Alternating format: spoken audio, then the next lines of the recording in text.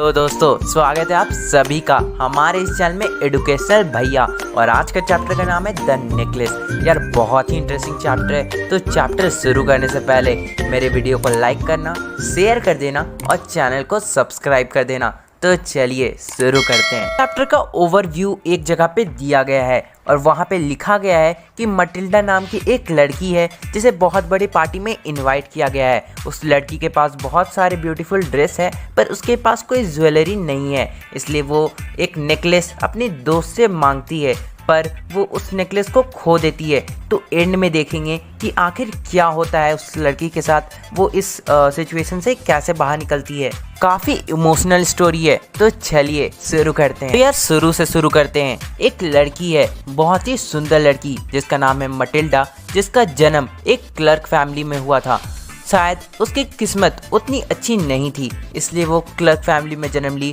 उनके पेरेंट्स के पास ज़्यादा पैसे नहीं थे कि वो डोवरी यानी कि दहेज में दे सके, इसलिए मटिल्डा की शादी एक क्लर्क के साथ कर दी गई। वैसे भी उनके पेरेंट्स को कोई होप नहीं था कि मटिल्डा किसी रिच फैमिली के घर में जाएगी, क्योंकि वैसे भी उनके पास दहेज देने के लिए पैसे नहीं हैं। जिस लड़के के साथ मटिल्डा की शादी हुई वो बोर्ड ऑफ एजुकेशन में एक क्लर्क का काम करते थे। बोर्ड ऑफ एजुकेशन एक डिपार्टमेंट है। वो लड़की बहुत ही सिंपल थी पर वो अनहैप्पी रहती थी। मटिल्डा अनहैप्पी इसलिए रहती थी क्योंकि उसे लगता था कि उसका जन्म रिच लग्जरी लाइफ जीने के लिए हुआ है, पर ऐसा कुछ भी नहीं था। वो पॉवर्टी में रहती थी, इसलिए वो इतना अनहैप्पी रहती थी। और ये सब जो कारण थे उसे एंग्री बनाते थे। उनके घर का जो दीवार था वो बहुत ही गंदा था और उनके पास जो चेयर था वो भी टूटा हुआ था। मटिल्डा के हस्बैंड डिनर टेबल पे बैठते थे अपोजिट टू मटिल्डा। उसके बाद कैसरोल का ढक्कन हटाते थे, उसके बाद स्मेल करते थे फूड को और कहते थे वाह कितना अच्छा फूड है, इससे टेस्टी फूड तो मैंने आज तक नहीं खाया। पर उस समय मटिल्डा बहुत बड़े बड़े डिनर्स, आलीशान डिनर के बारे में सोचते रहती थी। उस तरह के डिनर के बारे में सोचती थी जिसमें सिल्वर प्लेट्स में खाना परोसा जाता था। और फिर मटिल्डा सोचती थी कि ना उसके पास अच्छे ज्वेलरी है, ना ही उसके पास अच्छे ड्रेस है, फिर भी वो बस उन्हीं चीज़ों के बारे में सोचते रहती थी। यार अभी तक तो यही समझ में आ रहा है कि मटिल्डा के जो हस्बैंड है वो काफ़ी सेटिस्फैक्ट्री है, उनके पास जो भी है वो उससे खुश है, पर मटिल्डा बिल्कुल भी ऐसा नहीं है। चलिए आगे देखते हैं आगे क्या होता है। मटिल्डा की एक बहुत ही रिच फ्रेंड थी, पर मटिल्डा को उसके घर जाना बिल्कुल पसंद नहीं था, क्योंकि जब भी वो उसके घर जाती थी और वापस अपने घर आती थी तो उसे बहुत ही डिसअपॉइंटमेंट फील होता था, बहुत ही बुरा लगता था, क्योंकि उसकी जो दोस्त थी वो काफ़ी रिच थी। उसके पास बहुत सारी चीज़ थे जो मटिल्डा बस सोच ही सकती थी, सपना देख सकती थी, इसलिए उसे हमेशा बहुत ही बुरा लगता था जब वो वापस उसके घर से आती थी, इसलिए उसे उसके घर जाना बिल्कुल पसंद नहीं था। तो यार आपको समझ में आ रहा है, यहाँ से एक क्वेश्चन बन सकता है, तो यार हर चीज़ को नोट करते जाओ अगर आपको इम्पोर्टेंट लगे तो। और जब वो घर आती थी तो वो कभी कभी रोया भी करती थी। फिर एक शाम की बात है जब मटिल्डा के हस्बैंड अपने साथ एक इन्वेलप लाते हैं और इन्वेलप मटिल्डा के हाथ में थमाते हुए कहते हैं here is something for you, यहाँ तुम्हारे लिए कुछ है। ओहो, एक हस्बैंड अपनी वाइफ को क्या दे रहे हैं ये देखते हैं। मटिल्डा तुरंत उस इन्वेलप को खोलती है और उस इन्वेलप के अंदर से एक प्रिंटेड कार्ड निकल के आता है और उस प्रिंटेड कार्ड के अंदर इनविटेशन था और इनविटेशन में क्या लिखा गया था वो आपको स्क्रीन पे दिख रहा होगा। इतना फालतू चीज़ मुझे बोलने का कोई ज़रूरत नहीं है। और यार ये सब बोलने से पहले अगर आपको कुछ और ही दिमाग में आया था कि इस इन्वेलप के अंदर क्या होगा, तो यार गंदी सोच वालों पहले वीडियो पे फोकस करो और अच्छी सोच वालों आगे देखो। फिर मटिल्डा के हस्बैंड ने तो सोचा था इस कार्ड को देखने के बाद मटिल्डा काफ़ी खुश होगी, पर ऐसा बिल्कुल नहीं होता है, बल्कि मटिल्डा तुरंत उस कार्ड को टेबल पे फेंक देती है और बड़बड़ाने लगती है, ममरिंग करने लगती है कि मैं इस कार्ड के साथ क्या करूं, भला तुम क्या चाहते हो। फिर उसके हस्बैंड बोलते हैं क्या हुआ डार्लिंग, मुझे तो लगा था तुम इस कार्ड को देख के काफ़ी खुश हो जाओगी, हैप्पी हो जाओगी, वैसे भी तुम कभी बाहर नहीं जाती, तुम्हें बाहर जाने का मौका मिल रहा है और ये काफ़ी अच्छा ओकेज़न है। और उनके हस्बैंड बोलते हैं कि ये जो कार्ड है, ये इनविटेशन जो है, ये सबको नहीं दिया जाता, इसके लिए काफ़ी लोग वेट करते हैं, पर ये कुछ ही लोगों के पास दिया जाता है। और फिर उसके हस्बैंड कहते हैं कि वैसे भी वहाँ पे जाने के बाद तुम्हें काफ़ी सारे ऑफिशियल्स को देखने का मौका मिलेगा। फिर मैटिल्डा अपने हस्बैंड को गुस्से भरी नज़रों से देखती है और कहती है, तुम्हें क्या लगता है मैं क्या पहन के जाऊंगी? फिर उनके हस्बैंड स्टैमर्ड करते हैं, हकलाते हुए कहते हैं, क्यों तुम वो ड्रेस नहीं पहन सकती जो कि तुम थिएटर में पहन के जाया करती थी? वो काफी सुंदर ड्रेस था। ये सब के बाद मैटिल्डा रोने लगती है। फिर वो स्टैमर्ड करते हुए कहते हैं, यानी कि हकलाते हुए कहते हैं, व्हाट्स द मैटर, क्या प्रॉब्लम है, क्या प्रॉब्लम है? मैटिल्डा किसी तरह से अपने आप को कंट्रोल करती है, अपने आंसू को पोंछते हुए कहती है कि नथिंग, मुझे कुछ नहीं हुआ। तुम एक काम करो, ये जो तुम्हारे पास कार्ड है, ये इनविटेशन है, ये किसी अपने अच्छे दोस्त को दे दो, एक अच्छे कलीग को दे दो जो हमसे ज़्यादा बेटर हो और इस कार्ड के लिए ज़्यादा हकदार हो। वैसे भी मेरे पास कोई अच्छा ड्रेस नहीं है, इसलिए सॉरी, मैं अब नहीं जा सकती। फिर उनके हस्बैंड को भी बुरा लगता है और फिर वो कहते हैं, ठीक है मैटिल्डा, मैं इस कार्ड को किसी को दूंगा नहीं, पर तुम्हारे लिए देखता हूँ कि कोई ड्रेस, कोई सिंपल ड्रेस कितने दाम की आ जाती है, जो कि कोई और भी ओकेज़न आए, अगर ऐसा कोई और भी ओकेज़न आए तो काम दे। मैटिल्डा थोड़ा देर के लिए सोच में पड़ जाती है और सोचती है, उनके हस्बैंड तो एक क्लर्क हैं, भला वो एक अच्छा ड्रेस कैसे खरीद पाएंगे? इसलिए वो मना करती है, मतलब फुल डिटरमाइंड होके मना नहीं करती है, बल्कि बेसिकली समझ लो ऊपरी मन से मना करती है। और फिर एक हेजिटेटिंग वॉइस के साथ वो कहती है कि शायद वो जो ड्रेस, कोई अच्छा ड्रेस होता है, वो शायद 400 फ्रांस में आ जाए। फ्रांस वहाँ का एक मनी का एक यूनिट होता होगा, लोग इसे कंट्री वाला फ्रांस मत समझ लेना। उसका हस्बैंड थोड़ा पेल हो जाता है, इसे हिंदी में कहते हैं पीला पड़ना, कुछ और मत समझना। और उनका फेस पीला इसलिए पड़ जाता है, मतलब असली का पीला नहीं पड़ जाता है यार, भावनाओं को समझो। अब मैं बोलता हूँ आगे। उनका शक्ल जो होता है, उनका जो फेस होता है, वो पीला इसलिए पड़ जाता है क्योंकि उन्हें एक गन खरीदना था, जो कि हंटिंग पार्टीज़ में अगले समर जो वो अपने दोस्त के साथ एक हंटिंग पार्टी में जाने वाले थे, इसलिए उन्हें एक गन खरीदना था, जिसके लिए वो काफ़ी टाइम से पैसा जमा कर रहे थे। और अब उन्हें 400 जो फ्रांस है, उन्हें वो देना पड़ेगा उसकी ड्रेस के लिए, उनकी वाइफ की ड्रेस के लिए, इसलिए उनका फेस पीला पड़ जाता है। ये भी क्वेश्चन आ सकता है, इसलिए यार इसे भी नोट कर लो। उसके बाद उनके हस्बैंड कहते हैं कि ज़्यादा टेंशन लेने की ज़रूरत नहीं है, मैं तुम्हें पैसा दे दूंगा।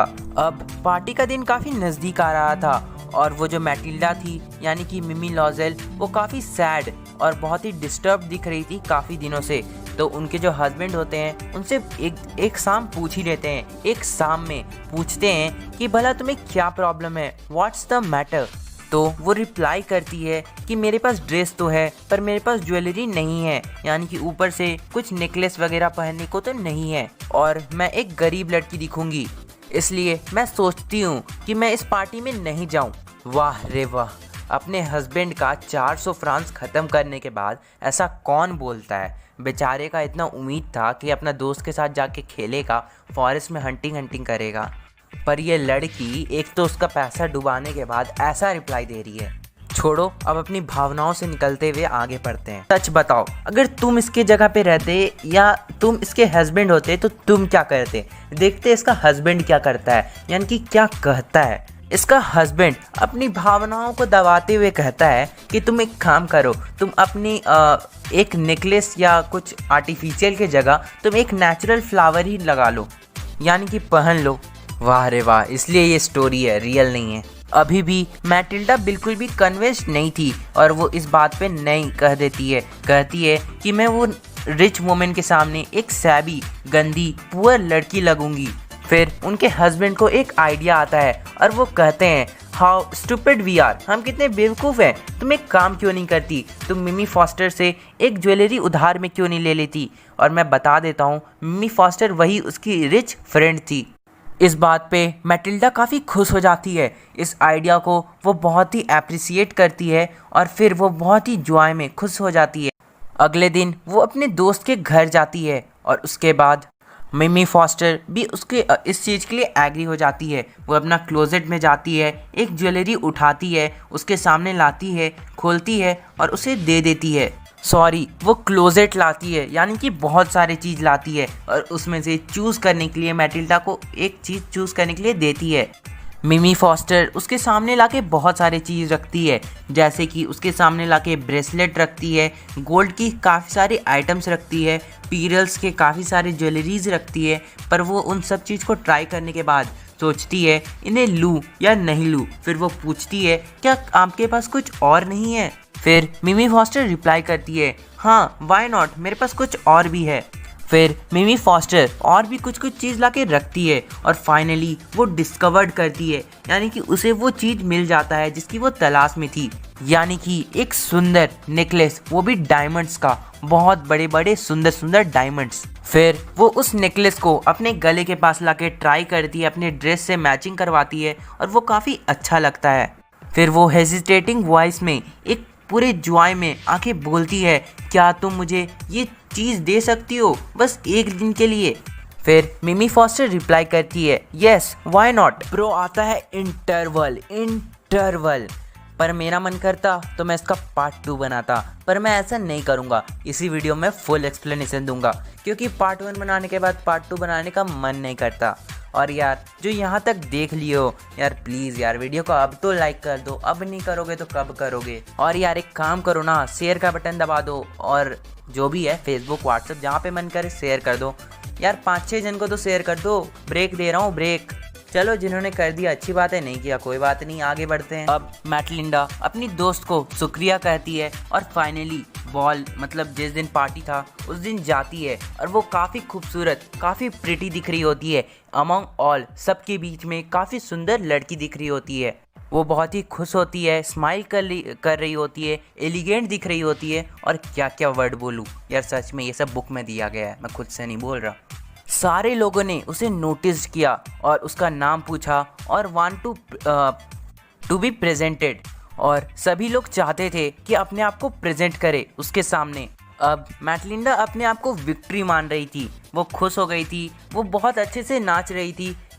वो बिल्कुल भी कुछ और नहीं सोच रही थी, वो बस एकदम जॉय में घुली हुई थी, पूरे अच्छे से नाच रही थी और वो अपने आप को विक्टोरियस फील कर रही थी, जैसे कि वो किस चीज़ से जीत गई है।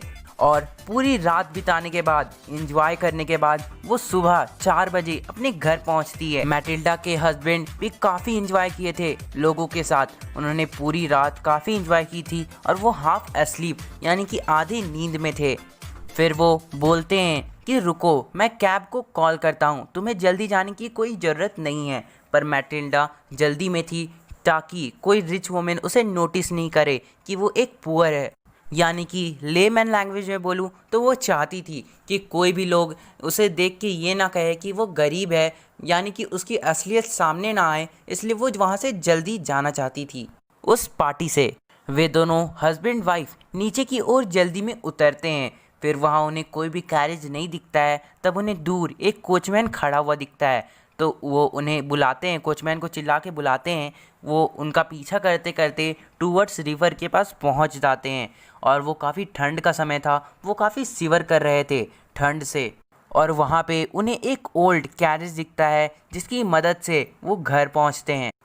वो कैरेज से वो अपार्टमेंट की गेट के पास पहुँचते हैं। वो जैसे ही घर पहुँचते हैं तब उन्हें याद आता है कि 10 बजे तो उन्हें वापस से ऑफिस जाना है, तो वो जल्दी करने लगते हैं। और इधर उनकी वाइफ अपनी ड्रेस को बदलने के लिए, अपनी फाइनल व्यू देखने के लिए अपने रूम में जाती है। फिर वो अचानक से क्राइड यानी कि चिल्लाते हुए कहती है अरे मेरा नेकलेस तो खो गया, मेरा नेकलेस मेरे पास नहीं है। वैसे भी मिस्टर लॉजेल यानी कि उसके हस्बैंड आधे ड्रेस पहने हुए थे, आधा ड्रेस उतरा हुआ था, या हो सकता है यार उनका जो ऊपर वाला सेट है वो खुला हुआ होगा और उन्होंने बस पैंट पहन के रखा होगा, कुछ ऐसा ही व्यू ले लो।